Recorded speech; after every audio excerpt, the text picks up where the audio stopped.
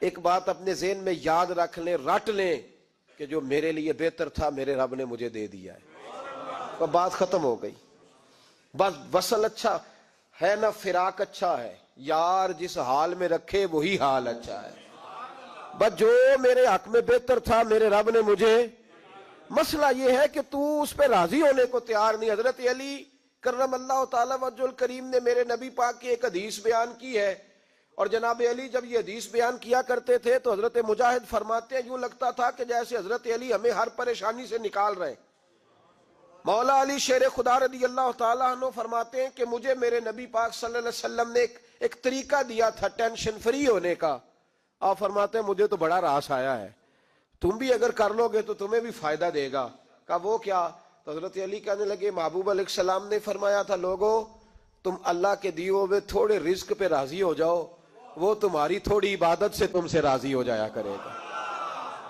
بس تم 2 نفل بھی پڑھو گے تو اللہ راضی ہو جائے گا، تم 1 رکوع بھی سویرے اٹھ کے پڑھو گے تو وہ راضی ہو جائے گا، وہ تمہارے 313 درود شریف سے راضی ہو جائے گا، تم اس کے دیے ہوئے تھوڑے رزق سے راضی ہو جاؤ۔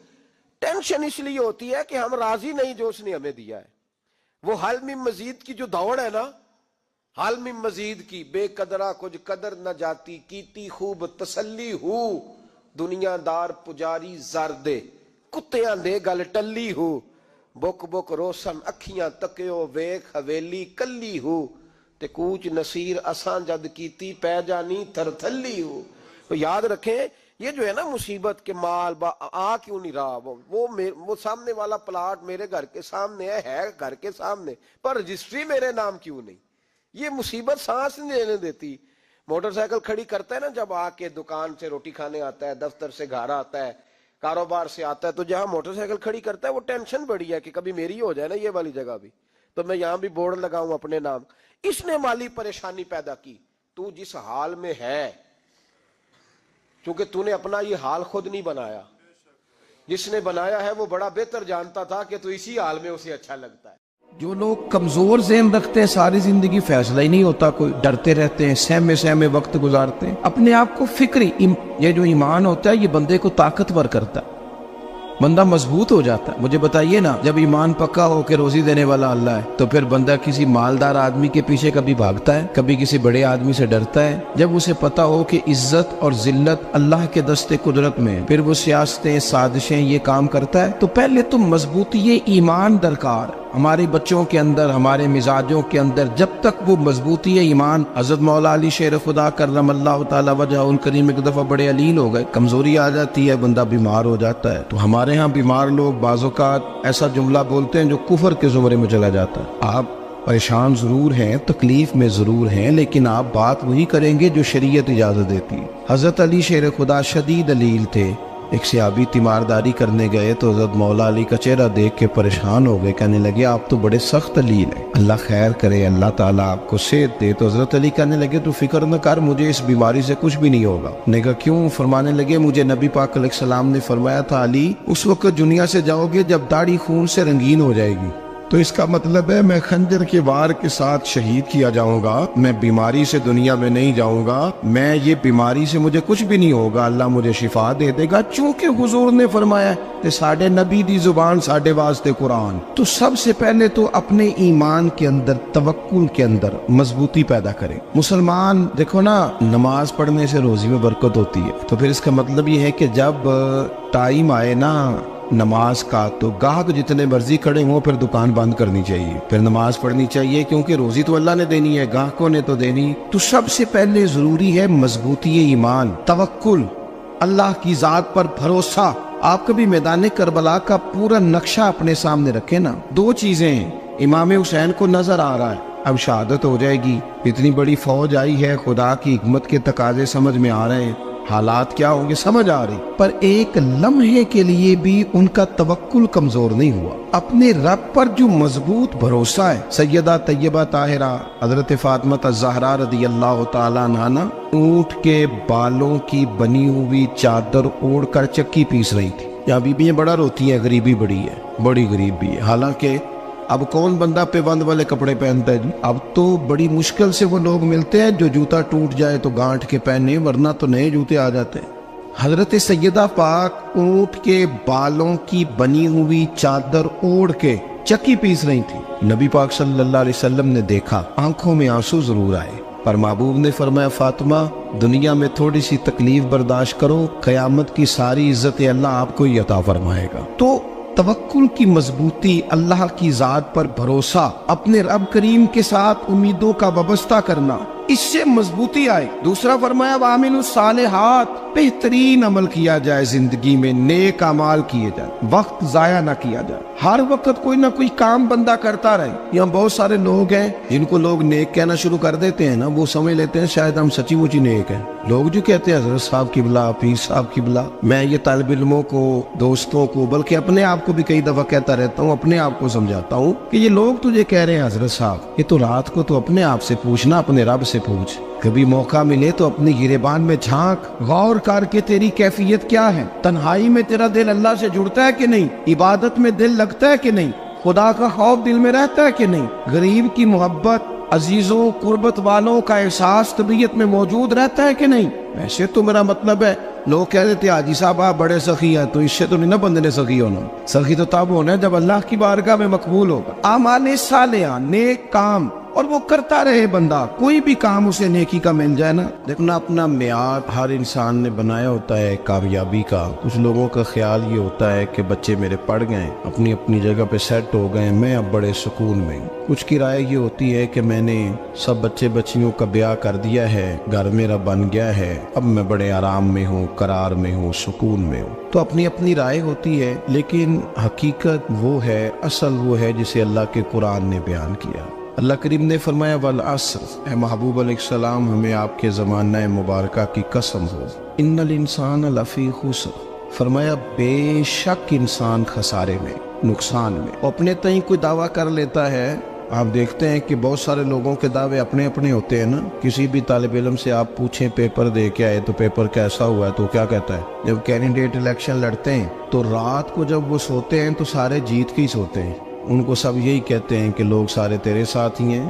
حالات، یہ جتنے بادشاہ حکمران ہوتے ہیں ان کے بگڑنے کی بنیادی وجہ ہوتی ہے کہ یہ خوش فہمیوں میں مبتلا ہوتے ہیں۔ ہم میں سے بھی ڈھیر سارے لوگ ہیں جو خوش فہمیوں میں مبتلا ہیں۔ کچھ کہتے ہیں جناب ہماری نسبت بڑی تگڑی ہے، بھئی نسبت تو امام حسین سے تگڑی تو کسی کی نہیں نا، تو ساری رات نماز پڑھتے تھے، روزے رکھتے تھے، اللہ کو یاد کرتے تھے، آپ خالی نسبت پر بیٹھ کر عمل چھوڑ جائیں تو یہ کیسے ممکن ہے؟ تو اپنے اپنے تئیں لوگوں نے معیار کامیابی کے قائم کر لیے ہیں۔ اللہ فرماتا ہے کہ محبوب مجھے قسم ہو زمانے کی، انسان نقصان میں، یہ دن بدن جو وقت گزار رہا ہے تو اس کا نقصان، اس کا خسارہ، اس کا گھاٹا بڑھتا جا رہا ہے، روز نقصان میں۔ کتنا کتنا عمر کا حصہ لوگوں نے ضائع کر دیا، کتنے کتنے بہترین لوگ تھے لیکن روزی روٹی کے پیچھے وقت سارا برباد ہو گیا۔ یہ رزق حلال کے لیے دوڑ دھوپ ہو وہ تو بڑی بات، لیکن تکبر کے لیے اور خواہشات، بیجا خواہشات کی تکمیل کے لیے، ایک دوسرے سے آگے بڑھنے کے لیے بڑا وقت ضائع کیا لوگوں۔ اچھا کوئی بھی نہیں جیتا، خاندانوں میں بھی کوئی نہیں جیتا، برادریوں میں بھی کوئی نہیں جیتا، پر لڑائی ساری زندگی کی ہے، میں نے آگے گزرنا ہے، میں نے آگے، حالانکہ کوئی کسی کو جیتنے دیتا ہی نہیں۔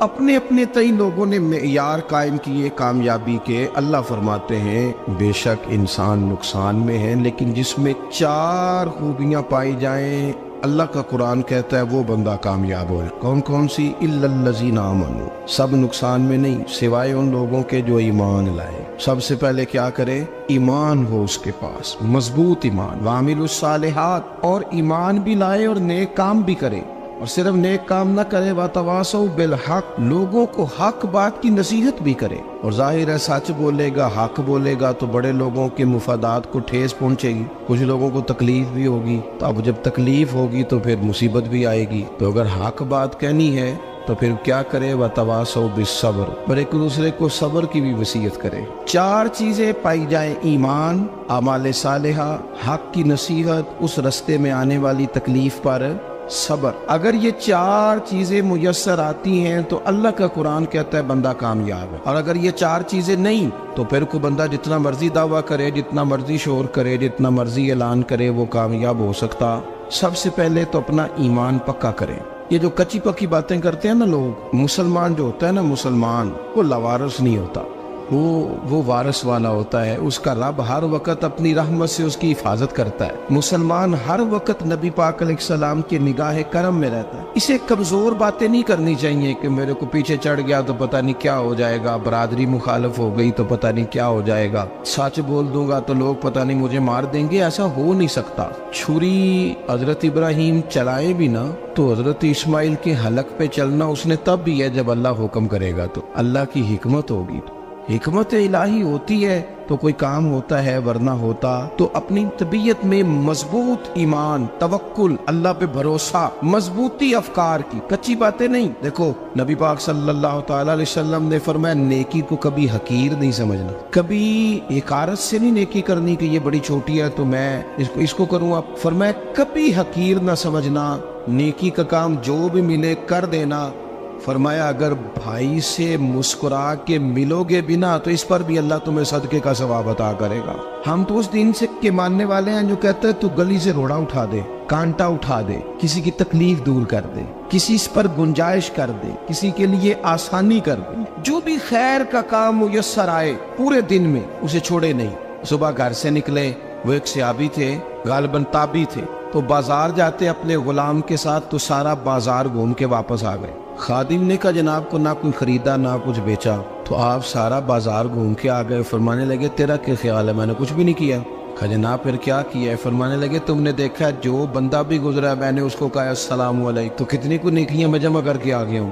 کوئی خیر جو میسر آئے، ہم سمجھتے ہیں کہ شاید کو کروڑ کو روپیہ ہوگا تو پوری مسجد بناؤں گا تو پھر میں نے نیکی کر دی ہے، شاید جناب میں، حالانکہ یہ چھوٹے چھوٹے کام ہے نا، چھوٹے چھوٹے کام، ان کی تو زیادہ ضرورت ہوتی ہے، ان کی تو زیادہ حاجت ہوتی ہے۔ کوئی آپ رستے میں گزر رہے ہیں تو نیچے کوئی کھڈا بنا ہوا ہے تو اس پر ہم کیا کرتے ہیں، گاڑی میں بیٹھ کے تبصرہ کرتے ہیں اے روڈ کھورے کدو بننا ہے، بھئی یہ کھڈا ہے نا، تو آپ نیچے اترے نا، تو آپ دھاوڑا لیں نا، کئی پکڑے نا، یہ تو 5 منٹ کا کام ہے، یہاں آسانی کر دے نا، آپ اس میں گنجائش کر دیں۔ حضور سید عالم علیہ السلام نے فرمایا، امام راضی نے حدیث لکھی ہے، قیامت کے دن ایک بندے کو اللہ معاف کرے گا تو مالک وہ بندہ عرض کرے گا یا اللہ میں تو بڑا گنہگار ہوں، کس وجہ سے معافی ہوئی؟ فرمایا رات کے وقت تو گزر رہا تھا، تیرے پیر سے روڑا ٹکرایا تھا، تو نے اٹھایا ادھر ادھر دیکھ کے کہ کوئی اللہ کے کسی بندے کو تکلیف نہ ہو جائے۔ کہ مالک کو وہ تو میں نے زمانہ بیت گیا، کوئی اتنی بڑی بات بھی نہیں سمجھی، تو رب کریم نے فرمایا تو رات کے اندھیروں میں بھی میرے بندوں کا خیال رکھتا تھا تو میں تیرا خیال نہ کروں؟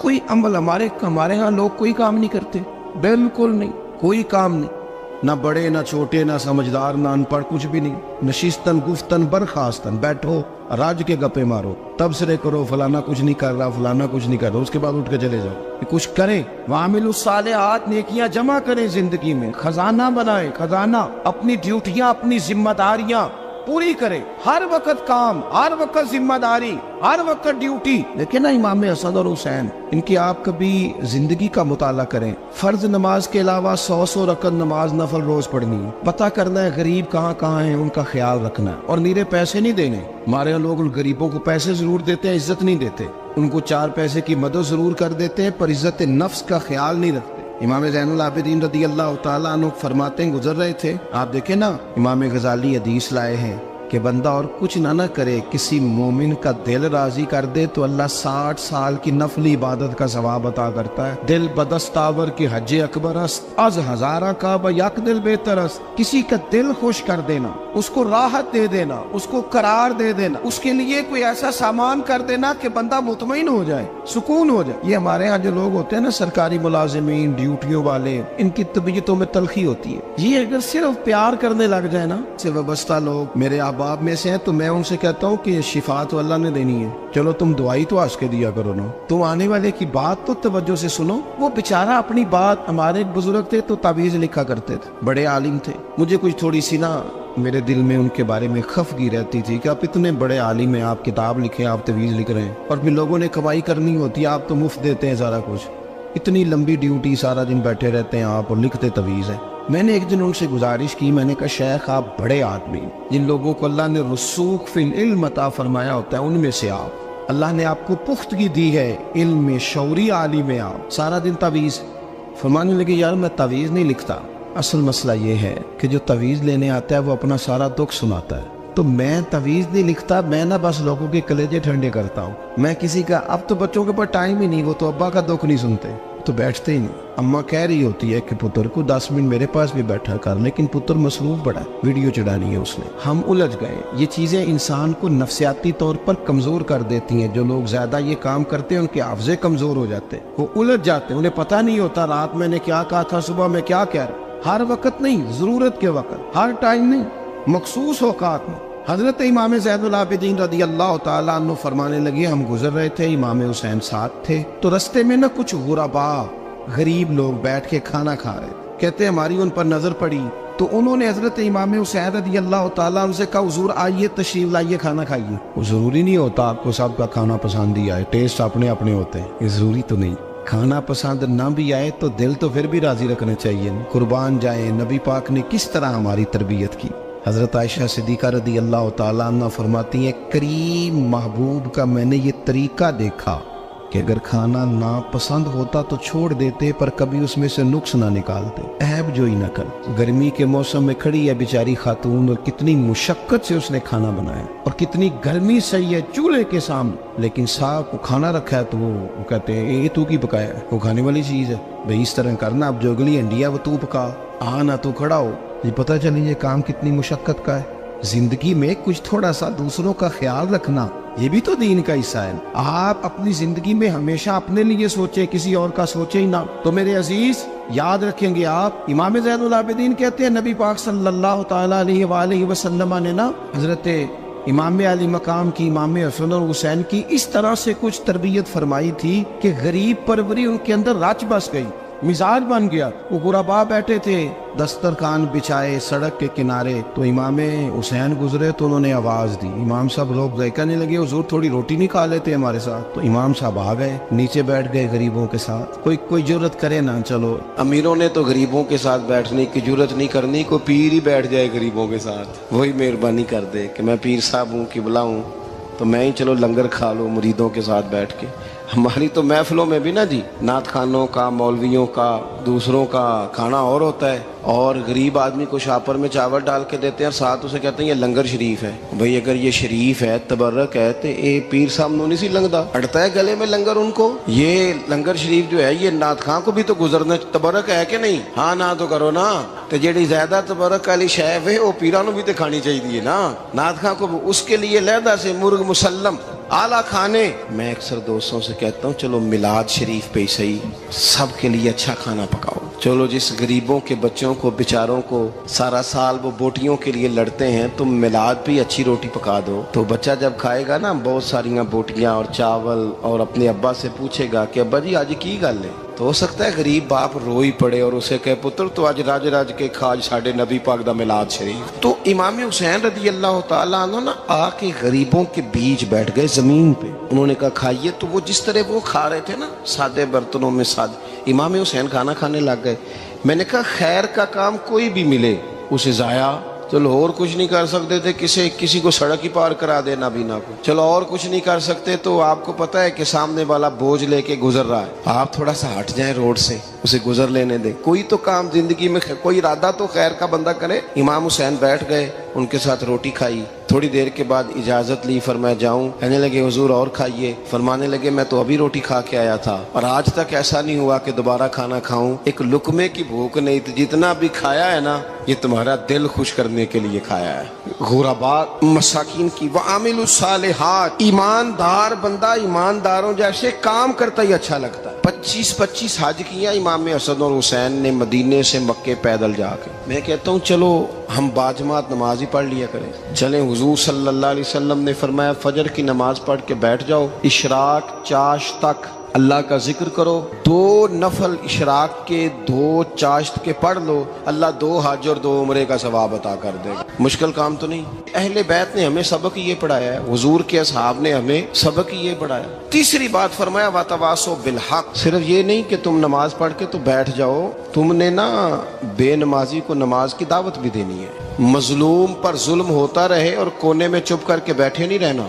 بلکہ اگر ہاتھ پکڑا جا سکتا ہے تو ظالم کا ہاتھ پکڑنا ہے۔ نبی پاک علیہ الصلوۃ والسلام نے فرمایا اپنے بھائی کی مدد کرو چاہے وہ ظالم ہو یا مظلوم ہو، بھائی کی مدد کرو چاہے ظالم ہو یا مظلوم ہو۔ تو صحابہ نے عرض کی یا رسول اللہ صلی اللہ تعالی علیہ وسلم یہ مظلوم کی مدد تو سمجھ میں آتی ہے، یہ ظالم کی مدد کیسے کریں؟ نہیں سمجھ آ رہی ہے آپ کو بات؟ یا رسول اللہ صلی اللہ تعالی علیہ وسلم مظلوم کے ساتھ کھڑا ہونا تو ہماری عقل میں آ گیا، تو ظالم کی مدد کیسے کرنی ہے؟ نبی پاک صلی اللہ تعالی علیہ وسلم نے فرمایا ظالم کو ظلم کرنے سے روک دو، تم نے اس کی مدد کر دی، اسے باز کرو۔ لیکن ہم تو اتنی جرت ہی نہیں رکھتے بدی کو بدی کہنے کی، اتنی طاقت ہی نہیں ہوتی، جھوٹ کو جھوٹ کہنے کی ہمت۔ ہمارے گھر میں سارا کچھ ہو رہا ہوتا ہے، ہمیں پتہ ہوتا ہے کہ فلاں جگہ پہ ہمارا قبیلہ ہماری برادری غلط ہے، پر اتنی جرت کرتے ہم سچ بولتے ضرور ہیں پر دوسروں کے بارے میں، اپنے بارے میں سچ بولنے کو تیار نہیں ہوتے۔ جرت کا مظاہرہ کریں، زندگی میں حق کو حق کہنا سیکھیں، غلط کو غلط کہنا سیکھیں، جھوٹ کو جھوٹ کہیں، بدی کو بدی کہیں، سچائی کا ساتھ دیں ہمیشہ۔